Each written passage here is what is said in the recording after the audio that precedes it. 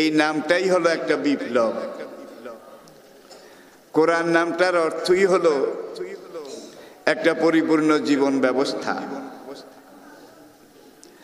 কোরআনের অর্থটাই হলো একটা সুখী সমৃদ্ধিশালী নিরাপত্তামূলক সমাজ ব্যবস্থা। কোরআন এর অর্থই হলো কোরআন এমন সমাজের এমন পরিবেশ তৈরি করবে যেই পরিবেশে মানুষের জীবনে শুধু শান্তি এবং নিরাপত্তা, শান্তি, নিরাপত্তা এবং নিশ্চয়তা এটা বিরাজ করবে। কোরআন এক কথায় যদি আমি বলি, মহাগ্রন্থ কোরআনের পরিচয় আল্লাহ পাক কিভাবে দিয়েছেন দেখুন। ইন্না আনজালনাহু কুরআনান আরাবিয়্যান লাআল্লাকুম তাকিলুন। নিশ্চয়ই আমি আল্লাহ এই কোরআন আরবি ভাষায় নাজিল করেছি। কেন আরবি ভাষায় নাজিল করেছি? যাতে করে তোমাদের বুঝতে সুবিধা হয়। আরেক জায়গায় আল্লাহ পাক বলছেন বিলিসানিন আরাবিয়্যিন মুবিন, স্বচ্ছ, প্রাঞ্জল, ঝরঝরে মিষ্টি আরবি ভাষায় আমি আল্লাহ এই কোরআনে পাক নাজিল করেছি। কোরআনের আগে এই মানব ইতিহাসে, আম্বিয়া কেরামের ইতিহাসে যত হাজারাত আম্বিয়া কেরাম দুনিয়াতে এসেছিলেন দাওয়াতি মিশন নিয়ে, আল্লাহ পাক তাদেরকে যেই সহিফা আসমানি কিতাব দিয়েছিলেন, একটার ভাষাও আরবি ছিল না। তাওরাতের ভাষা ছিল হিব্রু, যেটা মুসা আলাইহিস সালামের উপরে নাজিল হয়েছিল, আমরা জানি। ইনজিলের ভাষা ছিল সুরিয়ানি, যেটা ঈসা আলাইহিস সালামের উপরে নাজিল হয়েছিল। ওয়া আতাইনা দাউদা জাবুরা, আল্লাহ বলেন আমি দাউদ আলাইহিস সালামের উপরে জাবুর কিতাব নাজিল করেছিলাম। জাবুরের ভাষা ছিল ইউনানি, ইব্রানি, ইউনানি, সুরিয়ানি। এই তিনটা ভাষার একটা ভাষাও কিন্তু আরবি ছিল না। তবে প্রধান আসমানি কিতাব চারটা: তাওরাত, জাবুর, ইনজিল, সর্বশেষ কোরআন। এখন তাওরাত যেই ভাষায় নাজিল হয়েছিল, সেই ভাষাটা আজকে দুনিয়ার কোনোখানে কোনো দেশে নেই। সেই ভাষাটা হারিয়ে গেছে, বিলীন হয়ে গেছে। জাবুরের যে ইউনানি ভাষা, সেই ইউনানি ভাষাটাও দুনিয়ার কোনোখানে কোনো দেশে কোনো অঞ্চলে নেই।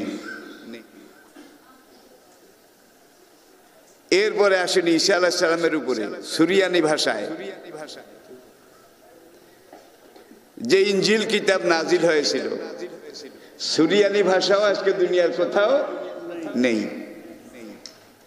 এগুলো ডেড ল্যাঙ্গুয়েজ, মৃত ভাষা, হারিয়ে যাওয়া ভাষা। কিন্তু কোরআন আরবি ভাষায় কেন? এর কারণটা কি?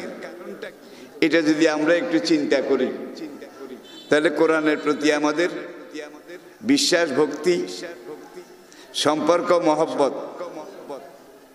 হৃদয়ের গভীর কন্দরের সাথে কোরআনের সম্পর্ক মজবুত হবে, দৃঢ় হবে, এটাই আমি আশা করি। পার্থক্য কিভাবে? আজকে দুনিয়ার কোথাও আসল তাওরাত, মুসা আলাইহিস সালামের কিতাব, ভাষাটাই যখন হারিয়ে গেছে, এখন এটা আসল না নকল যেটা আছে তাওরাত নামে, সেটা আপনি কিভাবে বুঝবেন বলেন? ভাষাটাই তো নাই। গির্জার ধর্মীয় নেতা পাদ্রীরা তারা বলে এটা আসল, তাওরাত। এইভাবে জাবুর, ইনজিল ভাষাগুলো দুনিয়ার কোথাও নেই, হারিয়ে গেছে। এখন পাদ্রীরা যেটা বলে সেটাই। একবার বিলাতে আমি ব্রিটিশ মিউজিয়াম দেখতে গিয়েছিলাম প্রথম দিকে বিলাত সফরের। সে সময় আমার গাইড ছিল অক্সফোর্ড ইউনিভার্সিটির ডিগ্রি ক্লাসের একটা ছাত্রী, খ্রিস্টান মেয়ে। ওর নাম ছিল শিনা, SHINA, শিনা। সে আমাকে মিউজিয়াম দেখাবার জন্য নিয়ে গেল।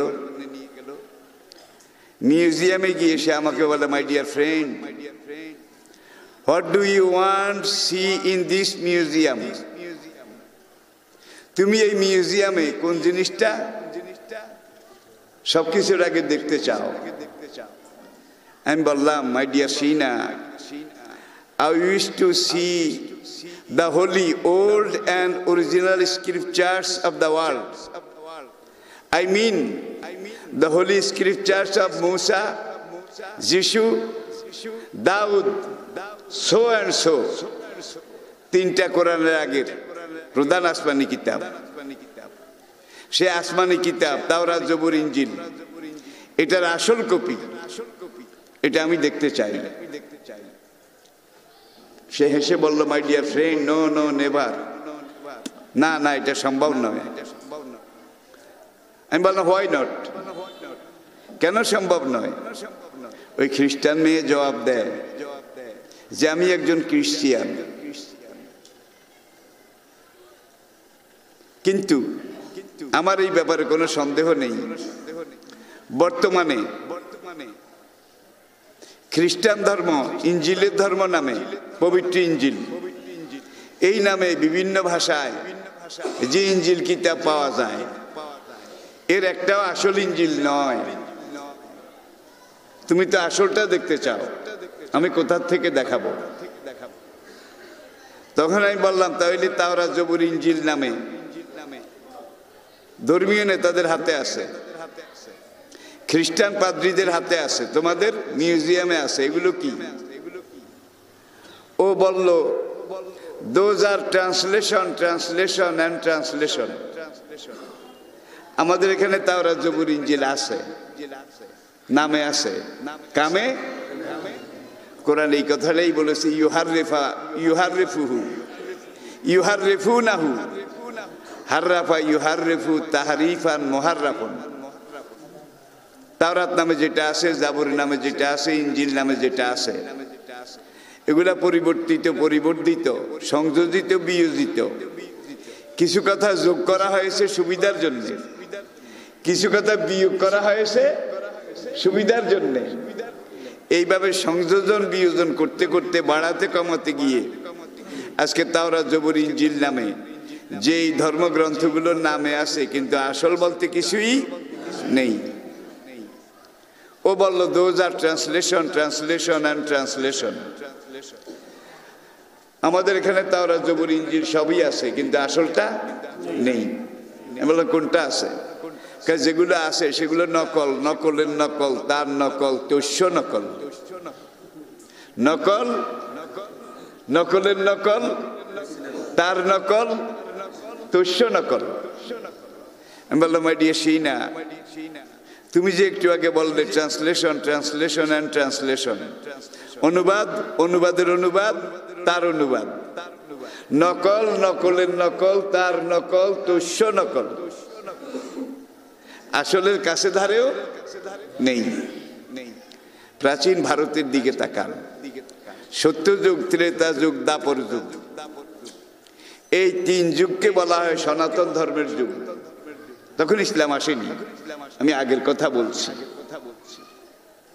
সেই তিন যুগের যেসব ধর্মগ্রন্থ আছে, বেদ বলুন, গীতা বলুন, উপনিষদ বলুন, এগুলাও তাওরাত, জবুর, ইনজিলের মতো নামে আছে, কিন্তু কামে নাই।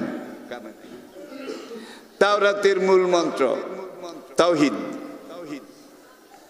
জাবুর, ইনজিলের মূল কথা তাওহীদ। প্রত্যেক আম্বিয়া কেরাম দুনিয়াতে এসে প্রথম তিনটা দাওয়াত দিয়েছেন। ইয়া কাওমে ইবুদুল্লাহ, হে আমার কওম তোমরা আল্লাহর ইবাদত করো, আল্লাহর গোলামি করো। মা লাকুম মিন ইলাহিন, আল্লাহ ছাড়া তোমাদের কোনো ইলাহ, কোনো মাবুদ, কোনো খালেক, কোনো মালিক, কোনো রাজেক, কোনো সৃষ্টিকর্তা, কোনো পালনকর্তা, কোনো হুকুমদাতা, কোনো আইনদাতা, কোনো বিধানদাতা, কোনো রেজেকদাতা, কোনো জীবনদাতা, কোনো মৃত্যুদাতা আল্লাহ ছাড়া কেউ নেই। সব কর্তৃপক্ষের নিরঙ্কুশ একমাত্র মালিক যিনি, তিনি আমাদের রব। সব আম্বিয়া কেরামের দাওয়াত ছিল তাওহীদ, রিসালাত, আখিরাত, এই তিনটা ভিত্তির উপরে। পয়লা মাদিয়ানা আখাহুম শুআয়বা, একটা উদাহরণ দিচ্ছি। মাদায়েনবাসীর কাছে আমি তাদের ভাই শুআয়ব আলাইহিস সালামকে নবী করে পাঠিয়েছিলাম। কালা ইয়া কাওমে ইবুদুল্লাহ, তিনি গিয়ে তার কওমকে বললেন, হে আমার কওম তোমরা একমাত্র আল্লাহর ইবাদত করো। মা লাকুম মিন ইলাহিন গায়রু, আল্লাহ ছাড়া তোমাদের কোনো ইলাহ নেই। এটা হলো তাওহীদ। ইবুদুল্লাহ মা লাকুম মিন ইলাহিন গায়রু, আল্লাহ ছাড়া কোনো মাবুদ নেই, তোমরা একমাত্র আল্লাহর ইবাদত করো, এটা তাওহীদ। ইন্নী আখাফু, কে আমি, আমার কি পরিচয়? আল্লাহর পক্ষ থেকে একজন প্রেরিত নবী হিসেবে এই আসমানি কিতাব নিয়ে, রিসালা নিয়ে তোমাদের কাছে এসেছি। তোমরা যদি এইভাবে মূর্তি পূজা করো, চুরি ডাকাতি করো, লুটপাট করো, হত্যা করো, খুন করো, নেশাপান করো, ধর্ষণ করো, এগুলো যদি করতে থাকো, তোমাদের ব্যাপারে আখাফু, আমি আশঙ্কা করছি, আমি ভয় পাচ্ছি। আযাব ইয়াউমিন আযীম, এক কঠিন দিন তোমাদের সামনে আছে। সেই দিনে, এই দিন যা কিছু যত কিছু করবে তার পুঙ্খানুপুঙ্খ রূপে জাররা জাররা, তিল তিল, বিন্দু বিসর্গ হিসাব দিতে হবে নাকি হবে না? হাসরের হিসাবটা বোধহয় লামসাম হবে। জাররাতিন সাররাইয়ারা, জাররাতিন খায়রাইয়ারা, একেবারে বিন্দু বিন্দু, তিল দন্তি, পুঙ্খানু পুঙ্খরূপ হিসাব হবে। তোমরা যদি এইভাবে অনাচারী জীবন করো, পাপাচারের জীবন যাপন করো, সেই দিন তোমাদের কি উপায় হবে? কোন নবীকে ওরা মিথ্যাবাদী বলেছে, কোন নবীকে ওরা ধর্ম ব্যবসায়ী বলেছে, কোন নবীকে ওরা সুবিধাবাদী বলেছে, কোন নবীকে তারা জাদুকর বলেছে, পাগল বলেছে, ডাহা মিথ্যুক, কাজ্জাব, সাহেরুন কাজ্জাব, জাদুকর, মিথ্যুক দি গ্রেট, ইসমে ফাইল মোবালাগা।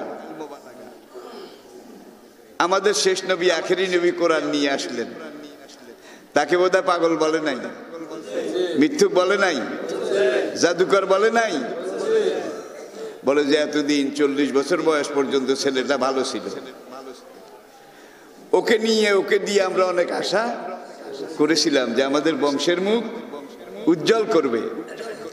বিচারের জন্য নবীর কাছে আসতো, মুহাম্মদের কাছে পরামর্শের জন্যও আসতো, চুরি ডাকাতি খুন খারাপি করে মাল পানি যা কামাই করত, এগুলো নবীর কাছে আমানত রাখতো, ঠিক কিনা বলেন?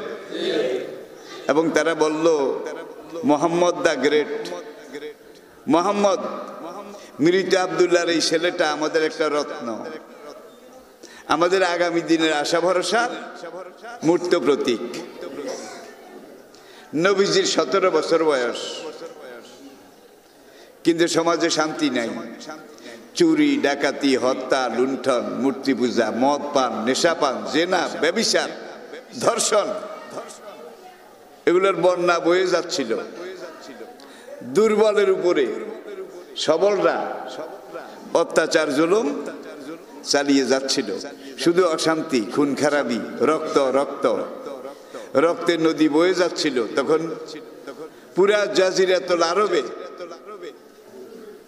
যুবক আলামিন তিনি চিন্তা করলেন, মানুষগুলা তো গোল্লায় যাচ্ছে, কিভাবে বাঁচানো যায়। তিনি নিজে সমমনা মক্কার কিছু যুবককে বাছনি করে, যে যুবকদের মধ্যে 4 জনের নাম ছিল ফজল। ফজল এই 4 জনও ছিল। বেশ কিছু সমমনা যুবক নিয়ে একটা সংগঠন, একটা সমিতি গড়লেন। আপনারা জানেন সেই যুব সমিতি সংগঠনটার নাম ছিল হিলফুল ফুজুল। এই সমিতির কাজ ছিল মানুষকে অন্যায় থেকে ফিরানোর চেষ্টা করা, ন্যায় নীতি এটার দিকে আগ্রহান্বিত করা, খুন খারাপি, চুরি ডাকাতি এগুলো থেকে মানুষকে বিরত রাখা। এই কাজ 17 বছর বয়সে নবী হওয়ার আগে নবীজি শুরু করলেন। 17 থেকে 40 কত 23 বছর পর্যন্ত বহু চেষ্টা করলেন। দেখা গেল যেখানের পাপ সেখানে, যেখানের জঞ্জাল সেখানে এক বিন্দুও নড়চড় হয় নাই। যথা পূর্বং তথা পরং নবীজি ভাবলেন। আর নবী নিজে কিন্তু হিলফুল ফুজুলের সভাপতি ছিলেন, এটাও আপনারা জানেন। এত চেষ্টা করলাম 23টা বছর পর্যন্ত, কিছুই তো হলো না। এইবার তিনি সমাজ থেকে আলাদা হলেন, পরিবেশ থেকে আলাদা হলেন। আলাদা হয়ে কাবা শরীফ বাইতুল্লাহ থেকে সোজা 3 কিলোমিটার পূর্ব দিকে একটা পাহাড়, যেটাকে আমরা জাবালে নূর হেরা পর্বত হিসাবে জানি। তিনি এই হেরা পাহাড়ের গুহায় উঠলেন। সর্বোচ্চ গুহাটা এমন জায়গায় যেখানে বসলে কাবাঘর দেখা যায়। যারা উঠেছেন তারা দেখেছেন, আমি উঠেছি, দেখেছি। সেখানে তিনি চিন্তা করতে লাগলেন, দেশ তো গোল্লায় যাচ্ছে, মানুষ তো সব জাহান্নামের দিকে মিছিল করে যাচ্ছে। এই দেশকে, এই সমাজকে, এই জাতিকে 23টা বছর চেষ্টা করলাম, কোনো পজিটিভ রেজাল্ট, কোনো নতিজা, ফলাফল আমি পেলাম না। আমি কি করব? দেশকে, জাতিকে, সমাজকে কিভাবে এই পাপের দরিয়া থেকে উদ্ধার করব? সেখানে কম বেশ 3 বছর, কয় বছর? 3 বছর হেরা গুহায় থাকতেন। উম্মত জননী মা খাদিজা রাদিয়াল্লাহু তাআলা আনহা, তিনি অনেক সময় কয়েকদিনের খানা সেই পাহাড়ের টপ র্যাঙ্কের গুহায় পৌঁছাতেন। আবার নবীজি মাঝে মাঝে নিজে বাড়িতে এসে খাদিজার তৈরি করা কিছু খাদ্য নিয়ে যেতেন। এইভাবে চলছিল, কিন্তু নবীর মনে শান্তি নেই। কিভাবে অশান্তি দূর করা যায়, কিভাবে অরাজকতা দূর করা যায়, চুরি ডাকাতি, হত্যা, লুণ্ঠন, জেনা, ব্যভিচার, নেশা, এগুলো থেকে দেশের মানুষকে বাঁচানো যায়। 3 বছর এইভাবে থাকার পরে নবীর কাছে একদিন জিবরাইল আলাইহিস সালাম এলেন। কি নিয়ে? প্রথম ওহী, কোন আয়াত? ইকরা বিসমি রাব্বিকাল্লাযী খালাক। হে মুহাম্মদ, দেশকে বাঁচাতে চান, মানুষকে বাঁচাতে চান, সমাজকে বাঁচাতে চান? চুরি ডাকাতি, খুন রাহাজানি, হত্যা, লুণ্ঠন, লুটপাট, মদ, জেনা, ব্যভিচার, বেহামি, বেপরদিগি, এগুলো থেকে দেশটাকে বাঁচাতে চান? 23 বছর তো চেষ্টা করলেন, কাজের কাজ। আপনি মক্কার সবচেয়ে ভালো মানুষ, যারা আপনাকে ভালো জানে তারাও বলে ভালো মানুষ, যারা আপনাকে পছন্দ করে না তারাও বলে মানুষ ভালো কিন্তু জমাত করে। এমন একটা কথা বোধহয় নাই? মানুষ ভালো কিন্তু ওই খোঁটা ঠিক সকল যুগে একই রকম ছিল। এখন জিবরাইল এসে প্রথম ওহী নাজিল করলেন। অশান্তি যদি দূর করতে চান, শান্তি যদি ফিরিয়ে আনতে চান, আপনি মক্কার সবচাইতে সত্যবাদী, আমানতদার, ন্যায় বিচারক, সবচেয়ে সৎ 23টা বছর চেষ্টা করলেন যুবকদেরকে নিয়ে, কাজের কাজ কিছুই হলো না। ওই 23 বছর আপনি যে চেষ্টা করেছেন, হেল্পফুল ফজল সংগঠন তৈরি করেছেন, এটা আপনার দেমাগ প্রসূত, আপনার চিন্তা এখান থেকে তৈরি। মানুষের তৈরি চিন্তাধারা দিয়ে কোনোদিন অরাজকতা, পাপ পঙ্কিলতা দূর করা যায় না, একমাত্র আল্লাহর পরিকল্পনা ছাড়া। মূল কথাটা এসে গেছে। অথচ মক্কার সবচেয়ে ভালো মানুষ ছিলেন, সবার কাছে গ্রহণযোগ্য ছিলেন। তিনি 23টা বছর এই জঞ্জাল, পাপ, এটার সাথে যুদ্ধ করেছিলেন, কিন্তু কাজের কাজ। তো নবী কি এখানে ফেল করেছেন? নাউজুবিল্লাহ মিন যালিক। এটা এমন এক ময়দান যেখানে ফেল নাই। একটা উদাহরণ দেই। প্রকৃতি একজন আল্লাহর বান্দা, তাকে যদি আল্লাহ নির্দেশ দেয় যে কুমিল্লার লালমাই পাহাড়টা এখন যেখানে আছে লালমাই, আমি আল্লাহ তোমাকে নির্দেশ দিচ্ছি আজকে রাতের মধ্যে এই লালমাই পাহাড়টাকে ধাক্কায় ধাক্কায় পূর্ব দিকে নিতে নিতে 14 গ্রামের পূব কিনারে ইন্ডিয়ার বর্ডারে নিয়ে যাও। একজন মুমিনকে আল্লাহ হুকুম করেছেন, মনে করুন। এখন এই মুমিন লোকটার ইমানের দাবি কি? কিয়ামত পর্যন্ত ঠেললে হতো আমি একজনে এই লালমাই পাহাড়কে ধাক্কায় 20 মাইল দূরে 14 গ্রামের পূব পাশে নিতে পারবো না, সুতরাং ঠেলে লাভ কি? হাত পা গুটিয়ে বসে থাকলে বোধহয় ইমানের দাবি আদায় হবে? দেখুন, আমার আল্লাহ আমাকে বলেছেন ঠেলে 14 গ্রামের পূব পাশে নিয়ে যাও। ঠেলা আমার দায়িত্ব, পূব পাশে নেওয়ার দায়িত্ব আল্লাহ, যিনি হুকুম দিয়েছেন তার।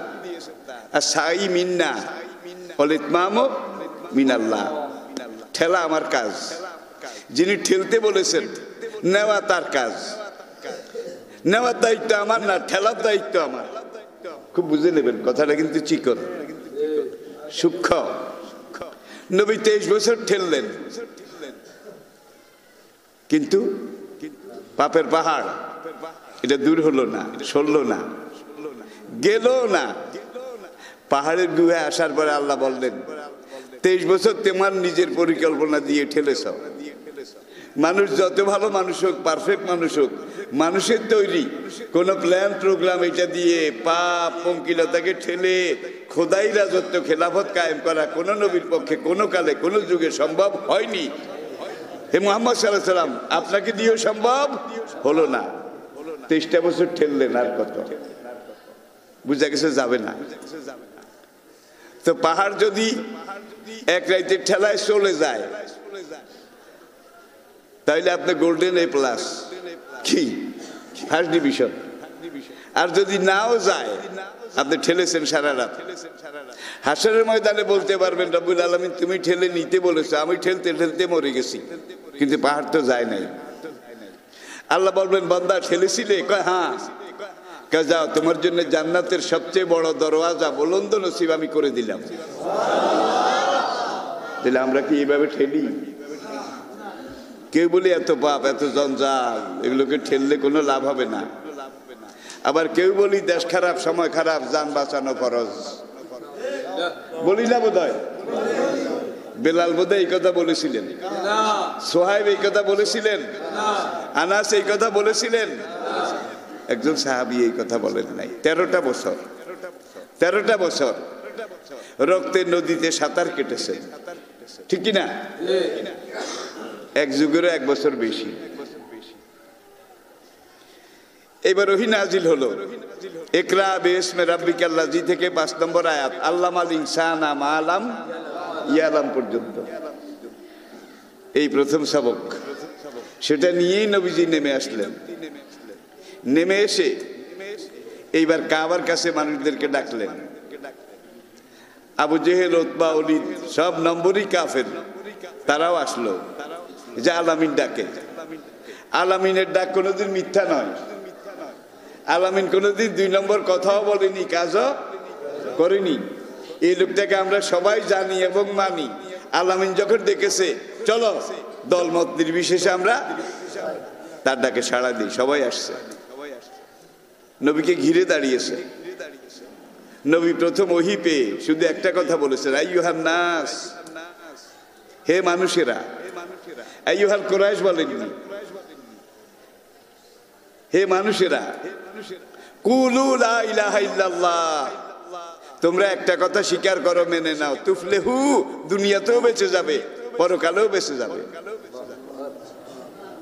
কেউ কেউ ঢিলা মারা শুরু করল, কেউ কেউ গালাগালি, বোর্ড ছিলেন তো বোর্ড, অকথ্য, ওই যা খাসামা ফাজারা, কাফের মুনাফিকদের যে আচরণ, এই যুগে বোধহয় এগুলো নাই, আছে আছে।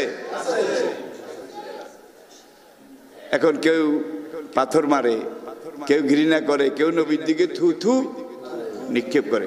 নবীর মেয়ে জামাই ওতাইবা সে পর্যন্ত শ্বশুর নবীর দিকে ওয়াক থু করে থু থু নিক্ষেপ করেছে। কাফের ওতাইবা, আবু লাহাবের ছেলে, শ্বশুরের গায়ের দিকে এইভাবে থু থু নিক্ষেপ করলে মনে কষ্ট লাগে না বোধহয়? নবী তাকে সেদিন কিছু বললেন না, কিন্তু ঘরে গিয়ে দোয়া করলেন, যেই মেয়ে জামাই ওতাইবা, আমি যখন দাওয়াত দিয়েছি আমাকে থুথু নিক্ষেপ করেছে, আল্লাহ তোমার বাঘ সমূহের মধ্যে একটা বাঘ দিয়ে তাকে তুমি বেইজ্জত করো। ইতিহাস, কুরাইশদের একটা কাফেলা সিরিয়ার দিকে যাচ্ছিল, ওতাইবাও মেয়ে জামাই, এখন ইসলাম আসে নাই, কিন্তু ওতাইবাও ইসলাম গ্রহণ করেনি। শ্বশুর আল্লাহর নবী ইসলামের দাওয়াত দিয়েছে, শ্বশুরের দিকে থু থু নিক্ষেপ করেছে, শ্বশুরের মনে কষ্ট গেল। রাত হয়ে গেল, একটা পাহাড়ের কিনারে কুরাইশের এই কাফেলা সেখানে যাত্রা বিরতি করে রাতে সেখানে থাকবে।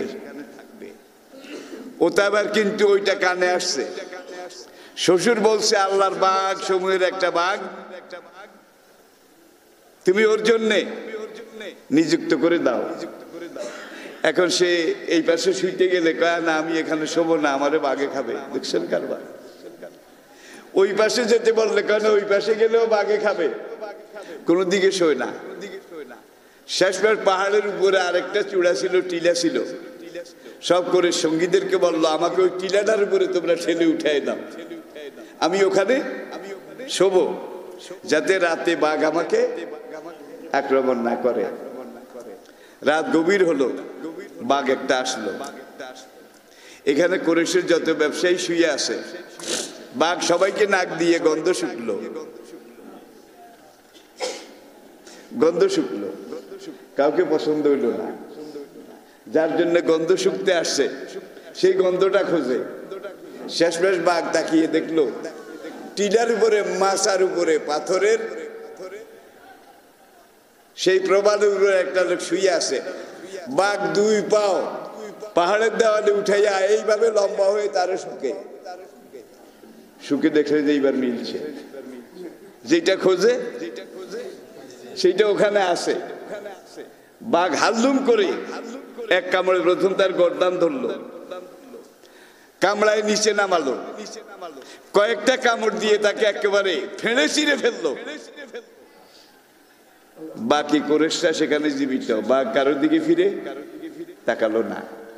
নবী বলছেন, তোমার বাঘ গুলোর মধ্যে একটা বাঘ ওর উপরে আঙ্গু দেশে কয় টুয়াই দেয়, কুত্তা শুয়াই দেয়। ঘটনাটা কিন্তু এমন, নবীর সাথে বেয়াদবি করে কেউ পার পায়নি। এখন কুরাইশরা বাড়ির দিকে যায়, দাওয়াত গ্রহণ করলো না, কিন্তু তাওহীদের দাওয়াত কেউ গ্রহণ করলো না। কেউ বলে সাহেরুন কাযযাব, মুহাম্মদ এতদিন ভালো ছিল, আজকে ওর তার ছিঁড়ে গেছে। আবার কেউ বলল রাজুলুম বিহি জুন্নাতুন, আপার চেম্বার খারাপ হয়ে গেছে। রাজুলুম বিহি জুন্নাতুন, দেখেন কোরআন কোন ভাষায় কথা বলে, বায় তা দিয়া। তারকিবের মধ্যে ওলামায়ে কেরাম বুঝতেছেন ওর হেড অফিস গন্ডগোল হয়ে গেছে। আবার কেউ বলে রাজুলুম মাজনুন, মুহাম্মদ থায় পাগল হয়ে গেছে। কেউ বলে মুহাম্মদ মিথ্যাবাদী, কেউ বলে পাগল, কেউ বলে জাদুকর, কেউ বলে এটা, কেউ বলে সেটা। এতদিন ছিল সবার চোখের সুরমা। যখনই দাওয়াত শুরু করলেন এবার সবার চোখের কাটা, ঠিক না বেঠিক? এই যুগে বোধহয় এটা নাই। ভাই আমি একজন গুনাহগার বুড়া মানুষ, কথা বলি, আমার কথাগুলা পুরো দুনিয়াতে চলে যায়। আমার জুমার খুতবা শেষ হইতে যত দেরি, সঙ্গে সঙ্গে পুরো দুনিয়াতে চলে যায়। আজকেও রাশিয়া থেকে দুইজন মানুষ এসেছে, ঠিকানা নিয়ে আমার বাড়িতে এসে কয় বদরপুর কেন্দ্রীয় জামে মসজিদ কোনখানে? আমি বললাম এই তো এখানে। আমরা মসজিদটা একটু দেখব আর আপনাকে একটু দেখবো, দোয়া নেব। সানাউল্লাহ সাহেব গোসল করে, তাকে বললাম এই দেখো রাশিয়া থেকে আসছে। কয়েক মাস আগে দিল্লি থেকে একজন ব্রাহ্মণ, রামকৃষ্ণ নাম, রামকৃষ্ণ, সে আমার সাথে দেখা করেছে দিল্লি থেকে এসে। আমি বললাম আপনি একজন ব্রাহ্মণ, হিন্দু দি গ্রেট, হিন্দু দি গ্রেট, আমাকে দেখার জন্য এমন গরজ কেন আপনার? আপনার প্রত্যেকটা আলোচনা আমি শুনি, এমন আলোচনা আমি জীবনে এত যৌক্তিক কথা আমি শুনি নাই, এই জন্য আপনাকে একটু দেখতে আসছি। আল্লাহ শুকর, কোরআন বলছে ইন্না মিনাল বায়ানে লা সেহরা, সত্য কথা, হক কথা যেটা, সেটা যখন মানুষকে বলা হয়, হক কথা জাদু মন্ত্রের মতো আসর করে। কোরআনের কথার চাইতে হক কথা কোথায় আছে? কি আছে? নাই। নবী কোরআন বলতেছেন, আল্লাহর দেয়া এই কোরআন মক্কাতে প্রচার করতেছেন, ডরে কেউ প্রকাশ্যে ইসলাম গ্রহণ করে না। নবী গিয়ে সাফা পাহাড়ের নিচে একটা বাড়ি ছিল পুরানা পাথরের তৈরি, দারে আরকাম, আরকামের ঘর। আরকাম বলল ইয়া রাসূলুল্লাহ, আপনি তো এখন থেকে নবী, আপনাকে ওরা সবাই পাথর মারে, ইট মারে, তীর মারে, আপনি কাবার এখানে নামাজে সেজদা দিলে উটের পচা নাড়ি ভুড়িয়ে না আপনার গলায় পেঁচায়। নাউজুবিল্লাহ পড়ে।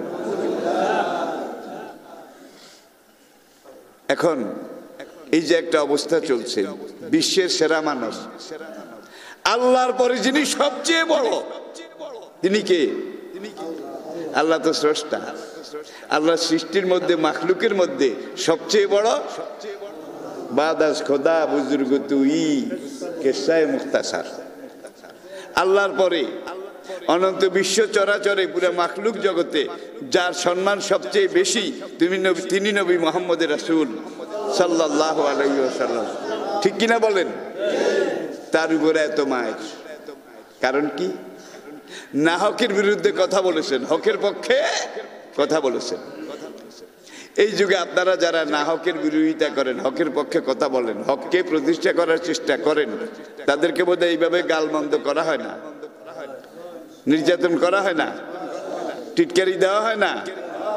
তাহলে বোঝা গেল যদি আপনাকে গালমন্দ করে বেনামাজি, বেরোজদারি, ফাসেক, ফুজ্জার, মদখোর, জুয়াখোর, তারা যদি আপনাকে এইভাবে গালমন্দ করে, তাহলে বুঝতে হবে আপনি মুহাম্মদ সাল্লাল্লাহু আলাইহি সাল্লামের লাইনের উপর দিয়ে আসেন।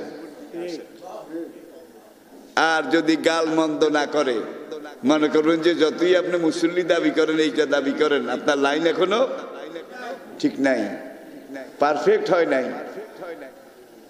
আপনি নোয়াখালী থেকে ট্রেনে উঠেছেন, ট্রেন উত্তর দিকে যাচ্ছে, প্রথমে টাউন সোনাপুর, তারপরে মাইজদি কোট, তারপরে মাইজদি বাজার, তারপরে চৌমুহনী, তারপরে বজরা, তারপরে কি নাথের পেটুয়া, এই এই এই এই লাকসাম পর্যন্ত। এখন আপনি রাত অন্ধকার, সেই ট্রেনে উঠছেন, ট্রেনের বাতিতে দেখা যায় নোয়াখালী থেকে ট্রেন ছেড়েছে মাইজদি বাজার, মাইজদি কোট, এরপরে চৌমুহনী, বজরা, সোনাইমুড়ি। তাহলে বুঝতে হবে আপনার ট্রেন ঠিক লাইনে যাচ্ছে। আর যদি স্টেশনে গুলা না দেখেন, তাইলে বুঝবেন ট্রেন সারা রাত চললেও লাইনেটা কিন্তু আসলটা নয়, ঠিক কিনা বলেন? আমার কথা বুঝতে কি আপনাদের অসুবিধা হয়? ওলীদ ইবনে মুগীরা মক্কার সেই সময়ের বড় ক্যাডার, ক্যাডার চিনেন তো? আবু জেহেলের বডিগার্ড। আবু জেহেল যেখানে যায় সেখানে সে তীর তলোয়ার নিয়ে বড় হুজুরে পাহারা দেয়। এই যুগে তো নাই, নেতাদের চারিদিকে একদল আছে, ওদেরকে কিছু বাতের মার, কিছু আইন্দা আইন্দা উচ্ছিষ্ট এগুলা খাওয়াইয়া টাওয়াইয়া পক্ষে রাখা হয়, ঠিক কিনা? এখন আবু জেহেল যেগুলোকে এঁটো এগুলা খাওয়ায় পক্ষে রাখছে, তার মধ্যে ওলীদ ইবনে মাগিরা একজন। ওলীদ ইবনে মাগিরা রাস্তায় রাস্তায় হাঁটে আর লোহা চুঙ্গে একটা মুখে দিয়ে, ইয়া আহলা মক্কাতা, হে মক্কার লোকেরা খবরদার, মোহাম্মদ পাগল, মোহাম্মদ মাথা খারাপ, তোমরা আর যা করো মোহাম্মদের দলে যেও না, মোহাম্মদের কোনো কথা শুনো না, মোহাম্মদ পাগল পাগল। আল্লাহ কোরআনে আয়াত নাজিল করলেন, নুন অল কালামে ওমা ইয়াসতুরুন মা আনতা বিনিমাতি রাব্বিকা আল্লাহু আকবার।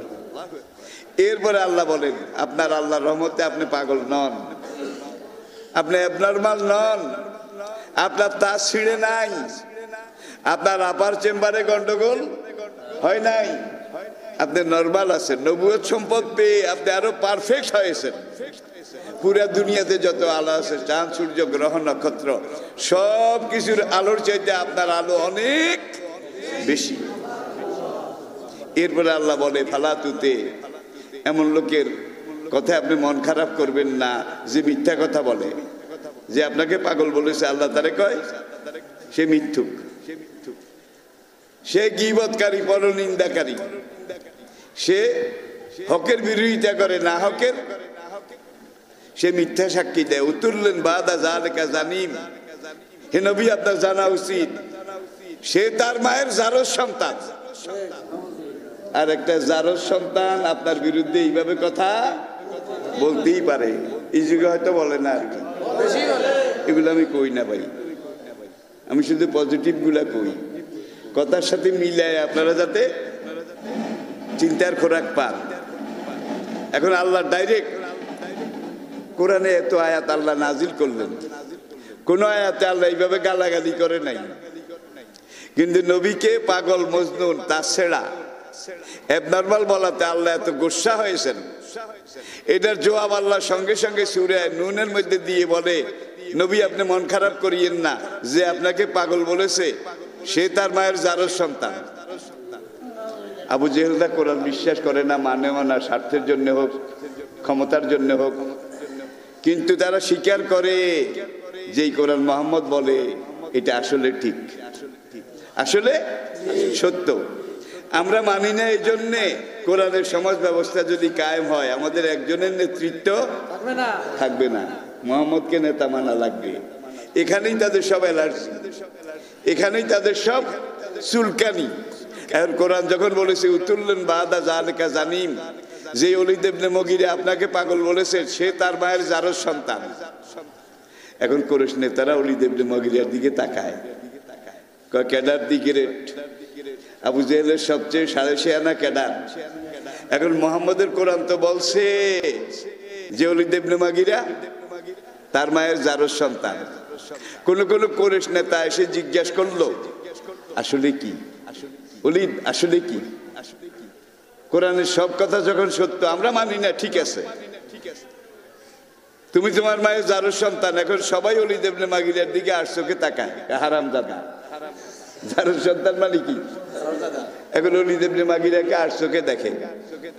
ওলীদ ইবনে মুগিরা চিন্তা করলো, মক্কার এই মধ্যে বেঁচে আর কি লাভ, আমি আগে গিয়ে, বাপ তো অনেক আগে মারা গেছে, মাকে জিজ্ঞাসা করি আসল কথাটা কি, ঘটনা কি। তলোয়ার একটা নিয়ে কিছু মদ টদ খেয়ে ঘুরাইতে ঘুরাইতে বাড়িতে গেছে, ঘরে দিয়ে গিয়ে দেখে তার বুড়ি মা খেজুর পাতা দিয়ে পাখা বলে, পাখা খেজুর পাতা দিয়ে তলোয়ার উঁচিয়ে বলে, মা আজকে তোর একদিন নয় আমার একদিন। মুহাম্মদ তো কোনোদিন মিথ্যা কথা বলে না, যদিও আমরা মানি না।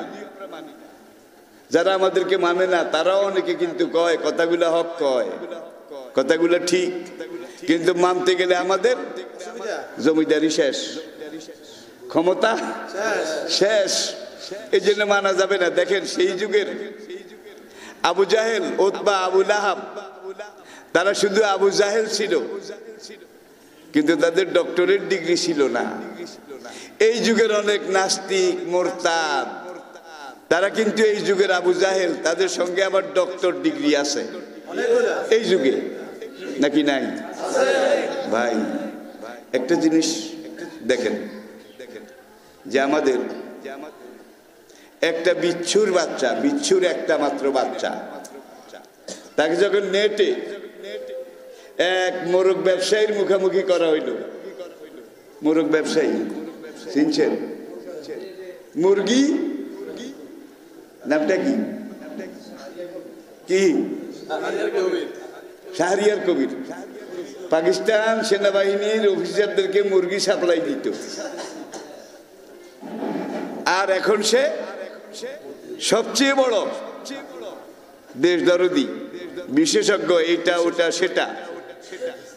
নেটে যখন আমাদের একজন যুবক আলেম, নাম কি? কি? এনায়েতুল্লাহ আব্বাসী, সে যখন ক্যামেরার সামনাসামনি, ভালো কোনো আলেমকে কিন্তু টিভি আলারা ডাকে না, ডাকে যারা 2 নম্বর 3 নম্বর, তাদেরকে যেন তাদের পক্ষে কথা বলে, ফতুয়া দেয়, ঠিক না ভাই? ঠিক। সাইদি সাহেবকে কোনোদিন ডাকে নাই, আমাকেও ডাকে নাই, জোনায়েদ বাবু নগরীকেও ডাকে নাই। ডাকছে যেগুলারে মালপানি খাওয়াইয়া পক্ষে নিয়েছে, নিবে বা নিতে পারবে। সেটা আপনারা যারা ইউটিউবে অনলাইনে দেখেছেন, কত বড় বুদ্ধিজীবী, গাদানি কমিটির চেয়ারম্যান, এটা সেটা কত কিছু, এক এনায়েতুল্লাহ আব্বাসীর মুখামুখি হয়ে তার কি অবস্থাটা হয়েছে আপনারা দেখেছেন। যে যখন শিং মাগুর শোল মাছ ধরার জন্য বিষ্কাডালি, চিনেন তো বিষ্কাডালি? এই বিষ্কাডালির আগা এগুলা বলের মধ্যে, বালতির মধ্যে নিয়ে 2 পায়ে ভালো করে মারে, তারপরে বালতিতে নিয়ে এটাতে পানি দিয়ে ওই পানি যখন ডালে, কেশর কি অবস্থা হয়? শাহরিয়ার কবিরের অবস্থা ওই কেশর চাইতেও কাহিল। হায় রে হায়, এটা ইসলাম, এটা আলেম। তার একটা কথারও তো আমি মোকাবিলা করতে পারিনি। তা আমি এটা দেখে বললাম, শাহরিয়ার কবির মাত্র একটা বিচ্ছুর বাচ্চা, তোমার সামনে বসেছে একটা বিচ্ছুর বাচ্চা। এরকম বিচ্ছুর বাচ্চা বাতিলের বিরোধী আল্লাহর রহমতে আমাদের হাজার হাজার আছে, নাকি নাই? আলহামদুলিল্লাহ, আশার বিরাট আলো আছে। আমাদের সামনে অন্ধকার নেই। আজ থেকে 56 বছর আগে আমি এই তাফসির ওয়াজ শুরু করেছি। আমার প্রথম ওয়াজ রায়পুর বড় মসজিদে। আমি কামেল পরীক্ষা দিয়েছি, তখন রেজাল্ট বের হয়নি। আমার ওস্তাদেরা আমাকে নিয়ে রায়পুর বড় মসজিদে বসাই দিছে, লুতু তুই তাফসির কর। হুজুর কইলেন নাকি? আমার এই এলমও নাই, কলজাও নাই। তখন ভাইস প্রিন্সিপাল মরহুম হজরত আল্লামা মাওলানা নুরুর রহমান সাহেব কই, তুই পারবি না, না পারবি আমরা বুঝি, আমরা তোরে পড়াইছি, তুই শুরু কর, আমরা সব ওস্তাদ শ্রোতা হিসেবে থাকবো। আমি কি হুজুর আপনাদের সামনে কথা বলার সাহস তো নাই, সাহস তো নাই। বললেন নাকি? তখন প্রিন্সিপাল তিনি বলেন, তুই যখন ওয়াজ শুরু করবি তখন তোকে মনে রাখতে হবে তুই সবকিছু জানোস, তুই ব্যাকের বড়, তোর কথা সবচেয়ে ভালো, যারা তোর সামনে বসেছে বেগুন গরু ছাগল। আমার ওস্তাদ শিখাই দিছে, এমন একটা সাহস নিয়ে তুই কথা বলা শুরু কর। বড় মসজিদের পরে নাগেরহাট, হয়তো বুড়োদের মধ্যে 2-1 জন নাগেরহাটের শ্রোতা আপনাদের মধ্যে থাকলে থাকতেও পারে, তবে নাই, সব চলে গেছে। 56 বছরের ইতিহাসে সব চলে গেছে। 2-1 জন হয়তো কচিত থাকতে পারে। তখন সেখানে যেই কথা বলা শুরু করেছি, বাতিলের সাথে আপোষ আমি কোনোদিন করিনি, হক কথা বলতে আমি কোনোদিন ভয় পাই। তখন নাগরালে দেখতাম তাফসির শুনতে যারা আসতো সব বুড়া মানুষ, দাড়ি পাকনা, লাডিবট দিয়ে গুজা ধরে, এইভাবে পশ্চিম দিকে রায়পুর, ওইদিকে বাঙ্গাখা জকশিন, আর উত্তর দিকে হাজীগঞ্জ, পূব দিকে কোথায় চাটখিলের একটা জায়গা আছে, আমি নাম ভুলে গেছি, নাগেরহাটে আসতো হাজার হাজার মানুষ। 56 বছর আগে একটা মাহফিলে হাজার হাজার মানুষ হওয়া, এই যুগের কত লাখ লাখ হবে। দেখতাম তো সব বুড়া মানুষ, যুবক নাই, সব বুড়া মানুষ।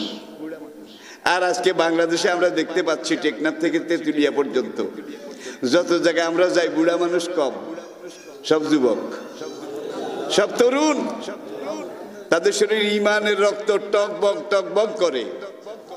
যেখানে যাই দেখি যে মাহফিলুর টাকা পয়সা জোগান সব যুবকেরা করতেছে, মুরব্বীরা দোয়া করতেছে, বাবা তোরা কর। আপনাদের মোমিনপুরের অবস্থা আমি জানি না, যুবকরা অগ্রগামী।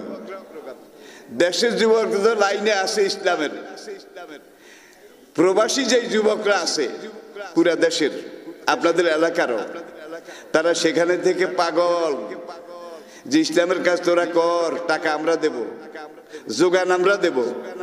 এরকম বোধ নাই করে বলেন।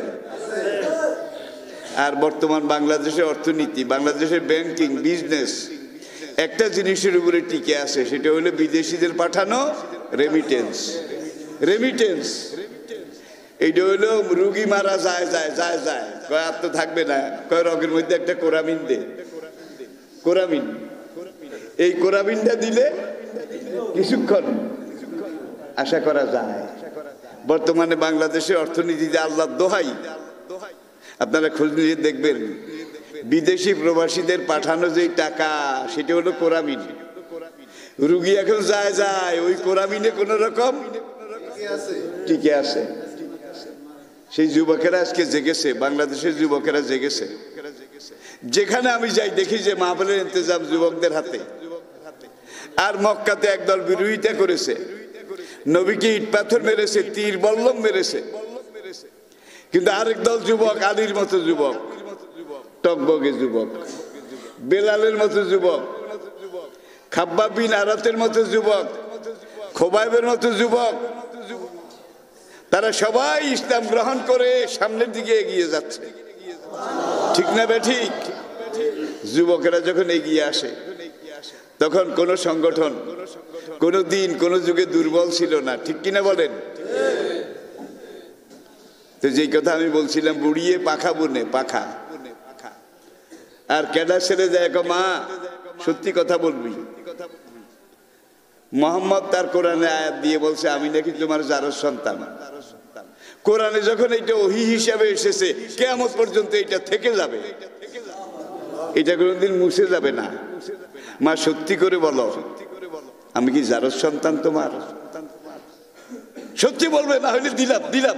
তলোয়ার এইভাবে লাড়ে। বুড়ি চাইয়া কয় বাবা কোপ দিস না, কইতে আসে কোপ দিস না, বলতেছি শোন। তোর বাবা মুগিরা আমাকে বিয়ে করে যখন ঘরে আনে, বাড়িতে আসার সঙ্গে সঙ্গে তার একটা কালা জ্বর, বাত জ্বর হয়েছিল, বাত জ্বর। পরে তোর বাবার বাত জ্বরটা ভালো হয়েছে, কিন্তু তোর বাবার সেক্সুয়াল পাওয়ার, যৌন শক্তি, এটা ওই বাত জ্বরে শেষ, zero, double zero, minus zero হয়ে গেছে। এখন তোর বাবাকে নিয়ে ঘর করি, করে সে ঐতিহ্য, যাবোটা কোথায়?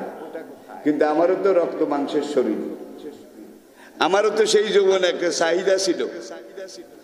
দিনের পর মাস, মাসের পর বছর, বছরের পর বছর ঋতুচক্রের আবর্তনের সময় এগিয়ে যাচ্ছে। আমি যখন আর পারছি না, তোর বাবার এক বেদুইন বন্ধু একদিন রাতে আমার ঘরে মেহমান হয়েছিল। তোর বাবা যখন ঘুমেছিল তখন এই মেহমানের ডাকে আমি সাড়া দিয়েছি, তার সাথে আমি যৌন মিলন করেছি। সেই রাতে তুই আবার গর্বে এসেছিস। বাবা কথা তো ঠিক, কথা তো, আমি তোর বাপের সন্তান নই, তোর বাপের এক বন্ধু যাযাবর আরব আমার সাথে মিলিত হয়েছিল যেই রাতে, সেই রাতেই তুই আমার গর্বে এসেছিস। এই জারুয়া এখন দাঁত কাটে আর যায় কুরাইশদের মজলিসের দিকে, কাজ সদাকা মোহাম্মদ, কাজ সদাকা মোহাম্মদ, কাজ সদাকা মোহাম্মদ। মোহাম্মদের সব কথা সত্য, মোহাম্মদের সব কথা সত্য। আমার ব্যাপারে যেটা কইছে সেইটাও সত্য, আমার ব্যাপারে মোহাম্মদ যেটা বলেছে এইটাও সত্য। একবারে হাঁটে হাঁড়ি ভেঙে দেওয়া হলো। আর একটা ঘটনা বলে শেষ করি। কোরআন নাজিল হচ্ছে, নবী আব্দুল্লাহ ইবনে আরকামের ঘরে অল্প কয়েকজন সাহাবা নিয়ে ইসলামের তালিম দিচ্ছেন, দাওয়াত করছেন। কোথাও বাইরে হতে পারেন না, বাইরে হলেই মারে। এখানেও চুপে চুপে দাওয়াত চলে। কোন নতুন মুসলমান সাহাবা বাইরে গিয়ে রাতের অন্ধকারে এক ঘরে দাওয়াত দেয়, আরেকজন আগে আসে। আবার কেউ মোহাম্মদের কথা শুনতে যায়। আরেকটা আশ্চর্য ঘটনা হয়েছে, ওরা যত বিরোধিতা করে ইসলামের শক্তি তত বাড়ে নাকি কমে? যত বিরোধিতা করে মুসলমানের সংখ্যা তত বাড়ে। দারুন্নদতে মিটিং বসলো আবু জেহেল সভাপতির আসনে। সে একটা সিদ্ধান্ত দিল, অকাল আল্লাযীনা কাফারু লা তাসমাউ লিহাযাল কুরআনে অলগাউ ফীহি লাআল্লাকুম তাগলিবুন। আবু জেহেলের কথাটা আল্লাহ কোরআনে কোট করেছে, অকাল আল্লাযীনা কাফারু। এই কাফেররা বলে লা তাসমাউ লিহাযাল কুরআন, খবরদার মুহাম্মদের এই কোরআন তোমরা কেউ শুনিও না। মক্কার কোন জায়গায় মোহাম্মদ বা তার কোন শিষ্য সাহাবী যদি কোরআন তেলাওয়াত করে মক্কার লোকদেরকে শোনায়, অলগাউ ফীহি, তোমরা এটার মধ্যে বাধা দিও, কোরআন শুনতে দিও না। কোরআনের তাফসীর যদি এই দেশের মানুষ শুনে তাহলে সব মোহাম্মদের দলে চলে যাবে, আমাদের ভাগে 0-0, এটা ছাড়া আর কিছু আসবে না। এটা ১,৫০০ বছর আগে ছিল, এই যুগে তো নাই। কি আছে? তাহলে ১,৫০০ বছর আগের আবু জাহেল আর আজকের আবু জাহেল নামে বেশ কম, কামে কিন্তু ১০০ ভাগে 1 ঠিক না? ঠিক। সূরা আর-রহমান নাজিল হলো। ইবনে মাসউদ হুযাইল বংশের একজন কেনা গোলাম তিনি ইসলাম গ্রহণ করলেন কয়েকদিন আগে। আজকে রাতে সূরা আর-রহমান নাজিল হয়েছে।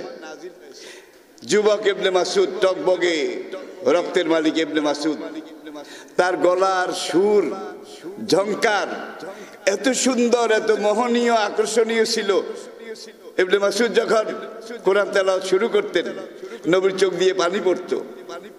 আর নবী বলতেন, ইবনে মাসউদ তোমার তেলাওয়াত শুনলে আমার দাউদ আলাইহিস সালামের কথা মনে হয়। যে দাউদ আলাইহিস সালাম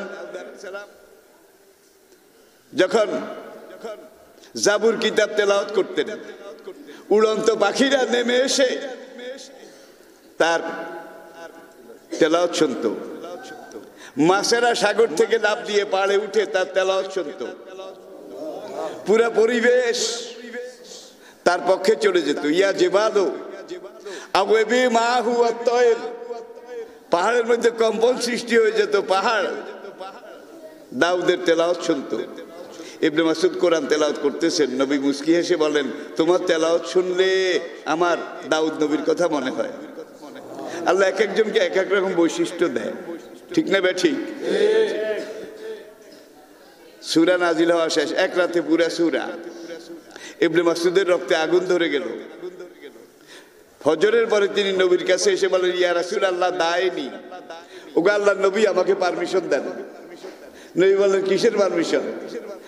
কালামুল মুলুকে মুলুকুল কালাম, এত সুন্দর, 1 লাইন 2 লাইনের পরেই ভাবে আইয়া আলা এ রাব্বিকুমা তুকাজ্জিবান মারাজাল বাহরাইনি ইয়ালতাকিয়ান বাইনাহুমা বারযাখুল লা ইয়াবগিয়ান ভাবে আইয়া আলা।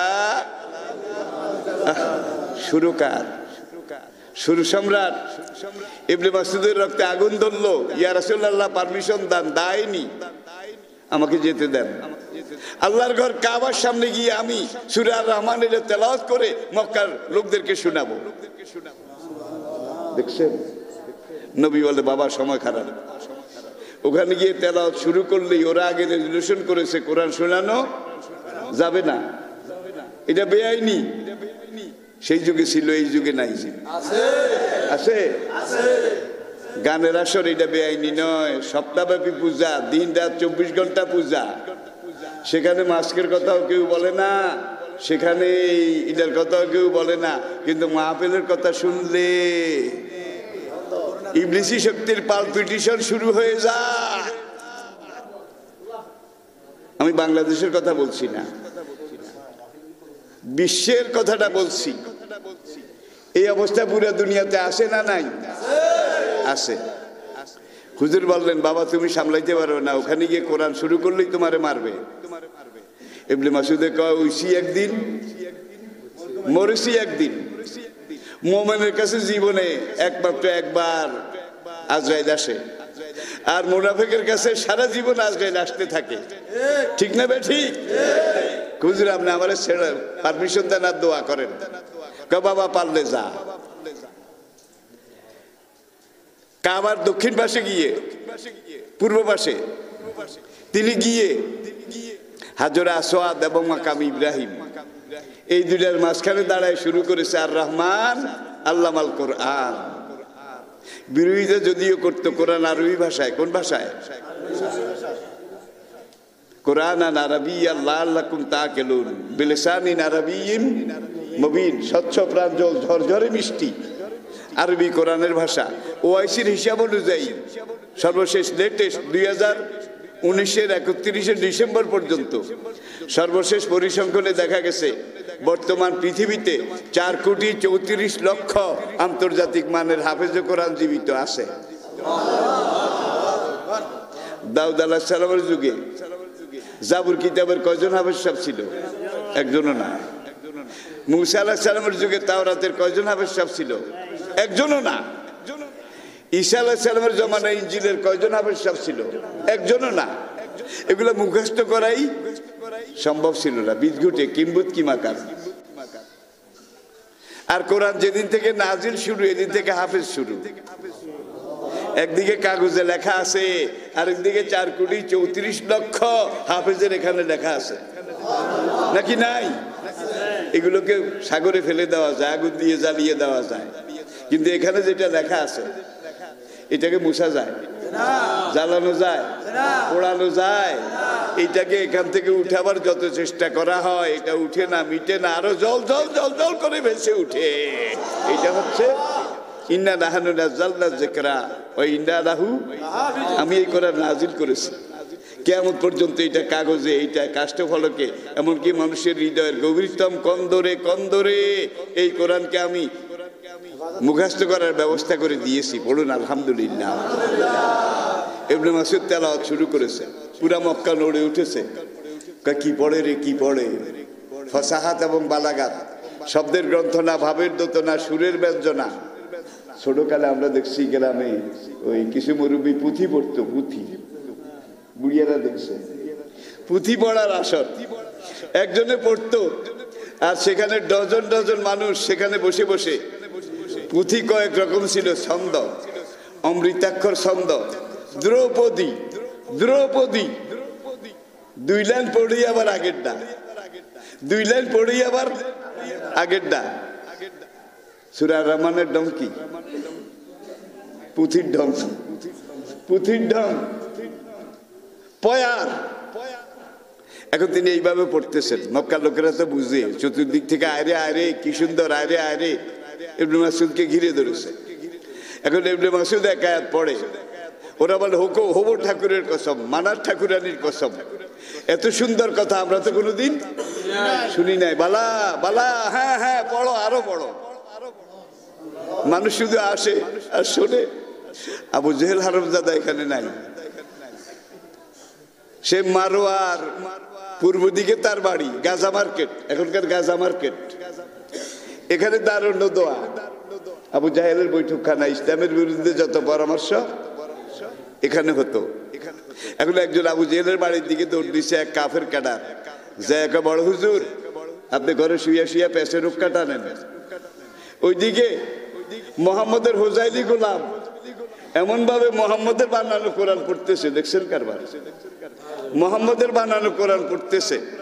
এখন মক্কার সব মানুষ তার লাগে হই হই, হ্যাঁ হ্যাঁ ঠিক ঠিক, পুরো দেশটা মোহাম্মদের পক্ষে চলে যাচ্ছে, আপনি ওক্কা খান, তাড়াতাড়ি খবর লন।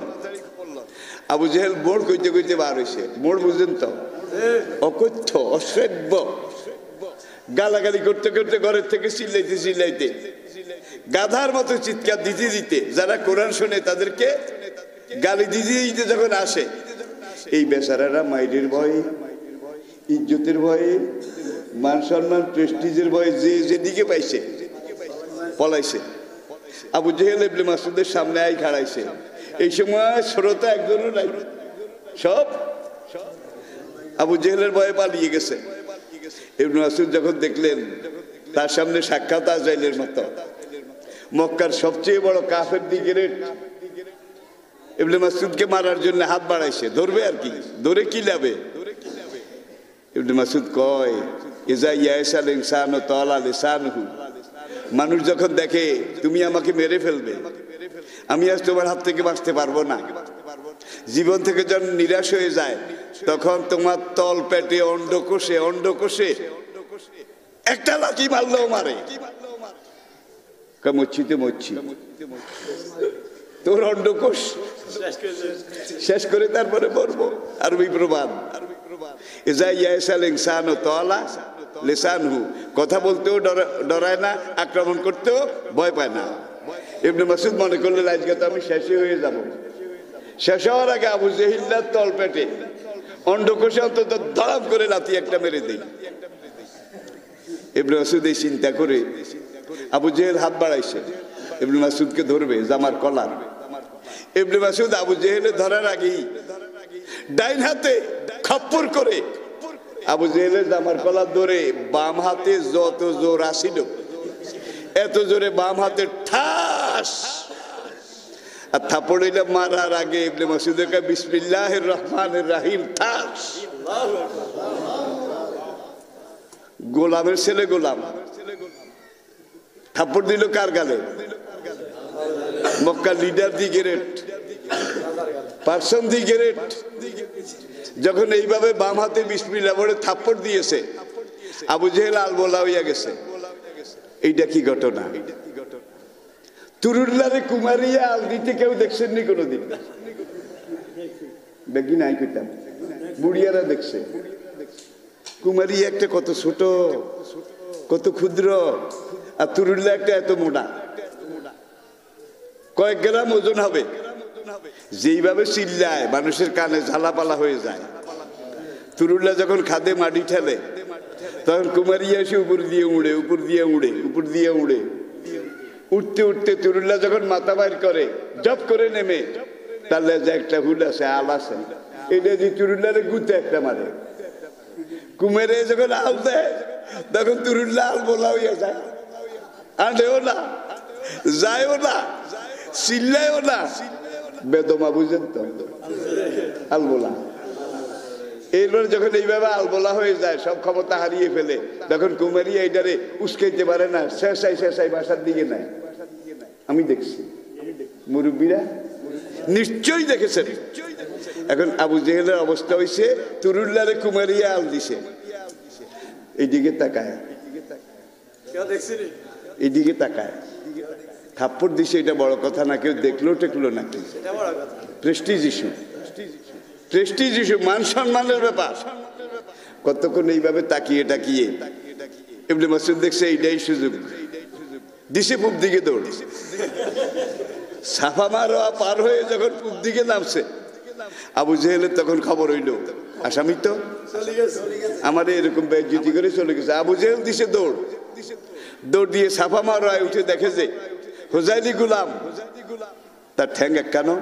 এর আগে একদিন কাবার সামনে ইবনে মাসউদ যখন কোরআন তেলাওয়াত করতেছিল, আবু জেহেল এসে এত জোরে ধাক্কা মেরেছে, কাবার চৌকাঠের উপরে পড়ে তার বাম পায়ের নলা আড্ডি ভাঙি গেছে। ল্যাংলাই খোড়াই আটতো। হুজুর যখন কইল বেহেশতের গাছ এই ফলের গাছ এই একটা গাছের ছায়া পার হইতে ৭০,০০০ বছর লাগবে, এই ধরনের গাছ থার্ড ক্লাস বেহেশতে ৭২,০০০ আছে, একজনের বেহেশতে। হুজুর ভালো আছে, ঠিক আছে, আমি ল্যাংলার কাম না, এই গাছে উঠি, আঙ্গুর বেদানা, আখরোট, নাশপাতি, আমার তো আবু জেহেলের ঠ্যাং ভাঙিয়া লাইছে, হুজুর আপনি জানেন। আর যেই গাছে ছায়া পার হইতে ৭০,০০০ বছর লাগবে একটা আরবি ঘোড়ার, এই গাছে উঠে ফল খাওয়া আমি ল্যাংলার কাম না। হুজুরে হেসে কয়, বাবা যখন বেহেশতে যাবি তুই ল্যাংলা থাকবি না, আল্লাহ তোকে ভালো করে দেবে। বুড়া যারা থাকবে বেহেশতে জোয়ান হয়ে যাবে, কালো যারা হবে তারা রূপের পিরামিড সুন্দর হয়ে জান্নাতে যাবে।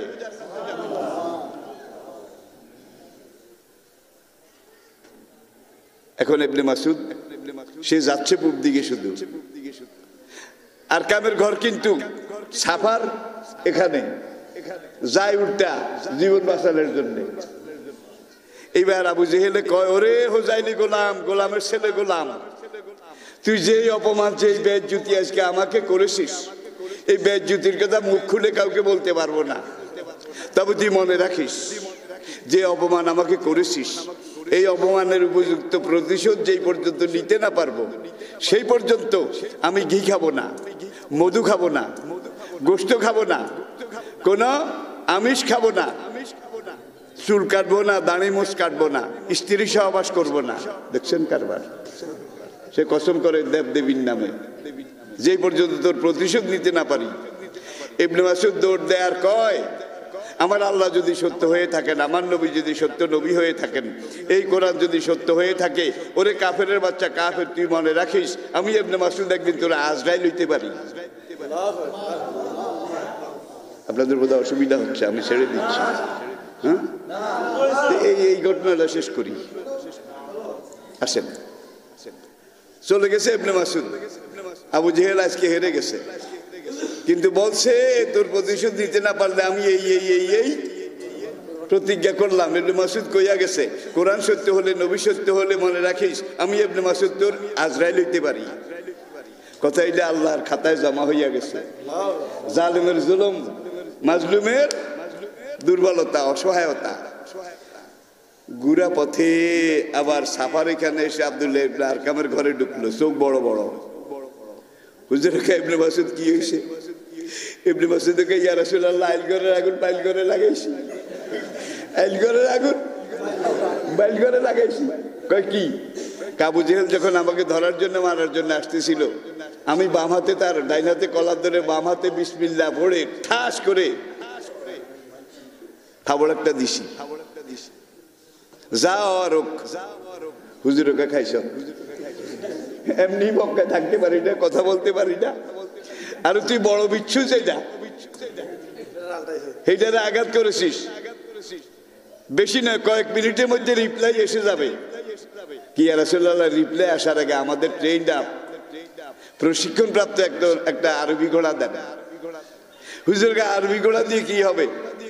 মাইল খাইয়া খাইয়া মাইরের তোড়ে আমার অনেক ভাই লোহিত সাগর পার হয়ে পশ্চিম পাড়ে নাজ্জাশীর দেশে চলে গেছে, হিজরত করেছে, আমিও চলে যাব, ঘোড়া একটা দেন। হুজুর আবু বকরের দিকে তাকাইছে, আর ইসলাম আবু বকর। আবু বকরের দিকে যখন নবী তাকাইছে, আবু বকর কা লাব্বাইকা ওয়া সাদাইকা ইয়া রাসূলুল্লাহ, ওগো আল্লাহর রাসূল, আমি আজকে নবুয়তের দরবারে নবীর কাছে আসার আগে একটা আরবি ঘোড়া প্রশিক্ষণ প্রাপ্ত, দুলদুল টকটকে এই ঘোড়াকে লাগাম, জিন, পোষ এগুলা লাগিয়ে স্ট্যান্ড টু পজিশনে রেডি করে আমার ঘরের দুয়ারে বেঁধে রেখে এসেছি। নবীজিকে, আবু বকর, আজকে যে ঘোড়ার দরকার হবে তুমি কেমনে বুঝলা? আমার মনটাই কইছিল সময় খারাপ, ইমার্জেন্সি মোকাবিলা করার জন্য অন্তত একটা ঘোড়া তৈরি করে রাখি। হুজুর বলে, যা ঘোড়াটা নিয়ে আসো। আবু বকর ওই ঘোড়া এক করে রেডি, গিয়ার আপ এনে যখন নবীর সামনে হাজির করলেন, নবীকে ইবনে মাসউদ কয়, উঠ, আইজো দৌড়, কাইলো দৌড়। বদরের যুদ্ধ,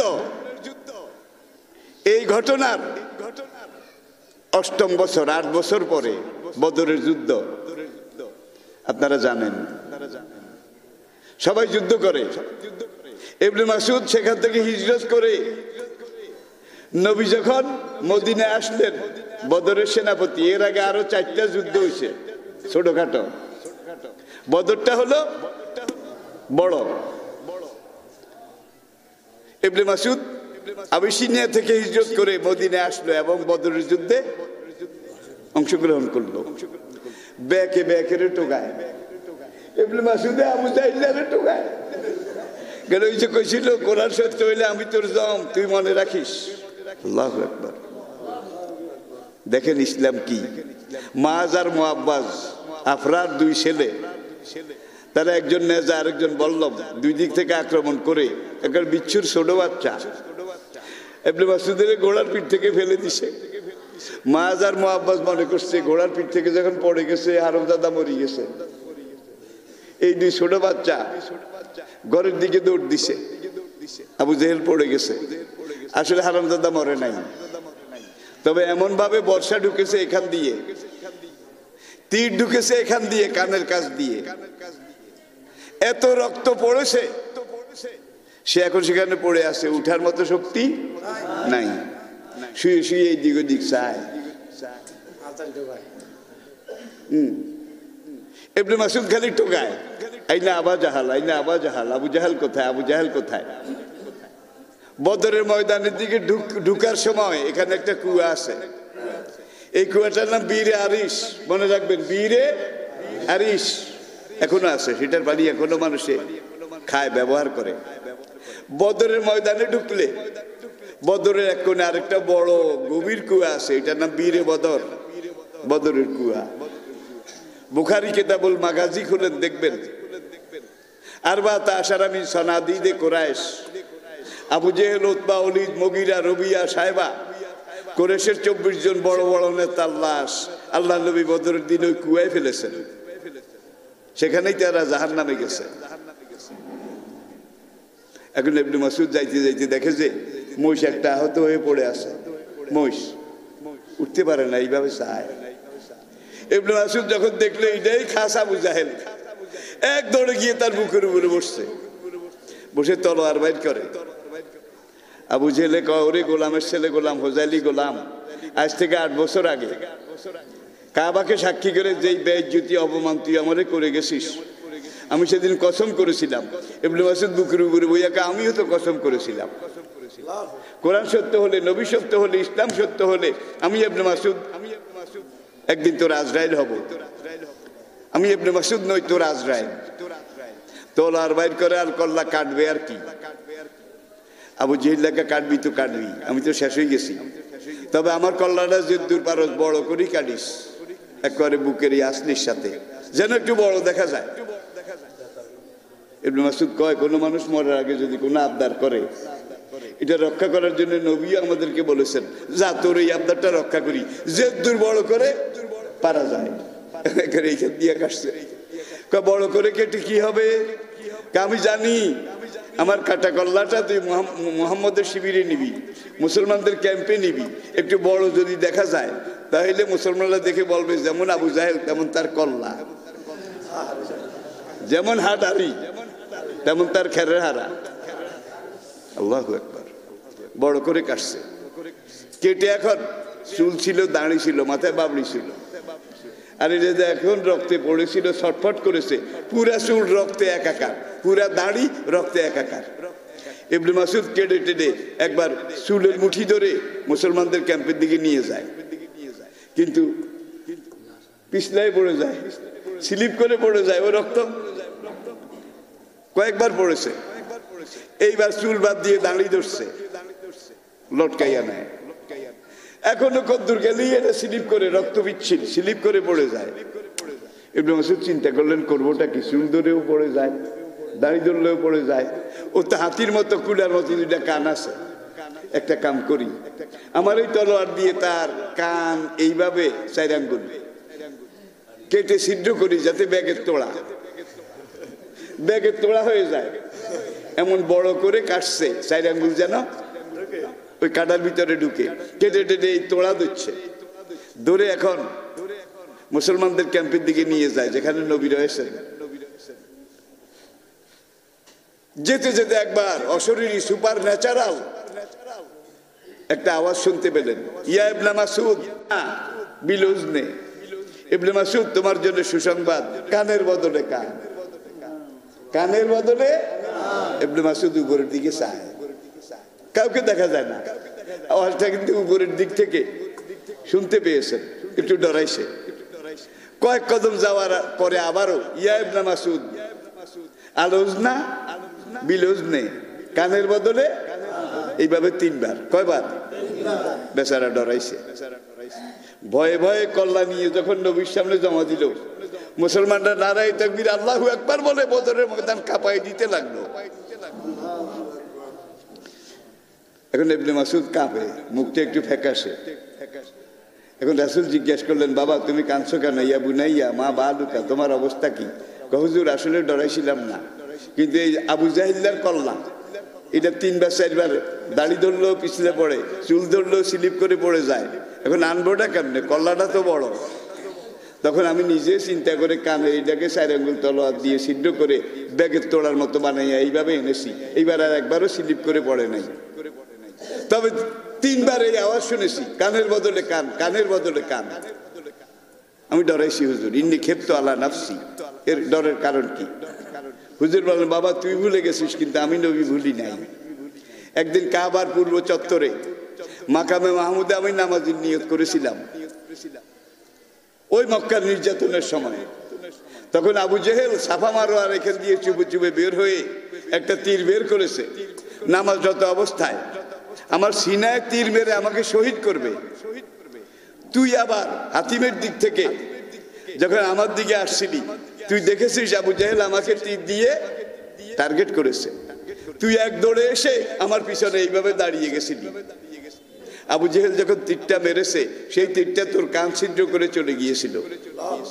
তোর কান দিয়ে টপ টপ টপ টপ করে যখন রক্ত পড়তেছিল, তুই কাঁদছিলি। আমি বললাম, ইয়া বুনাইয়া, বাবা ইবনে মাসউদ, কেঁদো না।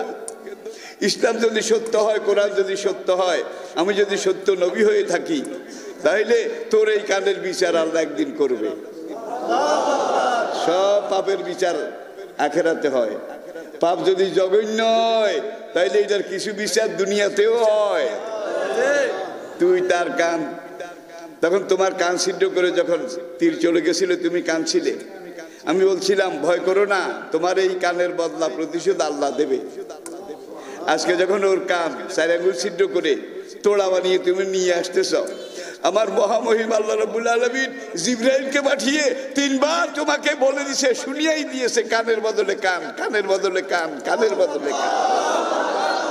This is Islam, this is holy Quran, this is নবুয়ত, রিসালাত। 5 ওয়াক্ত নামাজ আমরা ঠিক মতো পড়বো।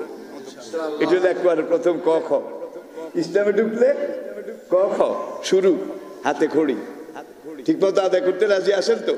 ইনশাআল্লাহ রাজি আছেন তো? আমরা হালাল রিজিক খাবো, হালাল রিজিক উপার্জন করবো, হারাম থেকে দূরে থাকবো। আমরা সবসময় ইবনে মাসউদের মতো ন্যায়ের পথে আগাবো, ন্যায়ের পক্ষে কথা বলবো। যান যদি যায় যাক। ইবনে মাসউদ এত খারাপ সময়, বেলাল এত খারাপ সময়, সোহাইব এত খারাপ সময়, জীবন বাজি রেখে ইসলামের প্রচার কাজ করেন নাই, দাওয়াতি কাজ করেন নাই, তাদেরকে আল্লাহ রক্ষা করে নাই, হেফাজত করে নাই। আপনার ইসলামের দায়ী আল্লাহ হিসাবে ময়দানে নেমে যান। যদি মরে যান, আখিরাতে আপনি সবচেয়ে বড় মর্যাদা পাবেন। লা তাহসাবান্নাল্লাযীনা কুতিলু ফী সাবিলিল্লাহি আমওয়াত ওয়া লা তাকুলু লিমান ইউকতালু ফী সাবিলিল্লাহি আমওয়াত বাল আহইয়াউ ওয়ালাকিন লা তাশউরুন। সবাই আত্মাতুর কায়দায় বসুন।